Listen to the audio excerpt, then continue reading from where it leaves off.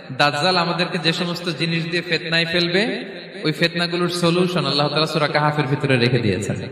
দাজ্জাল চারটা জিনিস দিয়ে আমাদেরকে ফিতনায় ফেলবে। দ্যাটস ট্রায়াল অফ ফেথ, এক নাম্বার। ঈমানের পরীক্ষা সে আমাদেরকে ফেলবে, আমাদের বিশ্বাস নিয়ে ছিনিমিনি খেলবে সে। এটার সলিউশন আছে সূরা কাহাফ, আমি বলবো আস্তে আস্তে।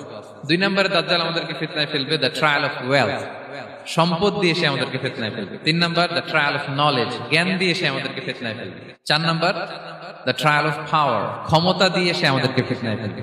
দাজ্জাল চারটা জিনিস দিয়ে আমাদেরকে পরীক্ষায় ফেলবে। কয়টা? এক হচ্ছে ইমানি পরীক্ষা, দুই হচ্ছে সম্পদ দিয়ে পরীক্ষা, তিন হচ্ছে জ্ঞান দিয়ে পরীক্ষা, চার হচ্ছে ক্ষমতা দিয়ে পরীক্ষা।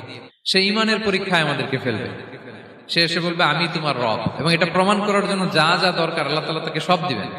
সে বলবে আমি তোমার রব। যদি বিশ্বাস না হয়, তোমার বাবাকে যদি জীবিত করে বিশ্বাস করবে? অনেকে বলবে হ্যাঁ আমার আব্বাকে জীবিত করে দেখান। তো তার বাবাকে ঠিকই সে জীবিত করে ফেলবে। আসলে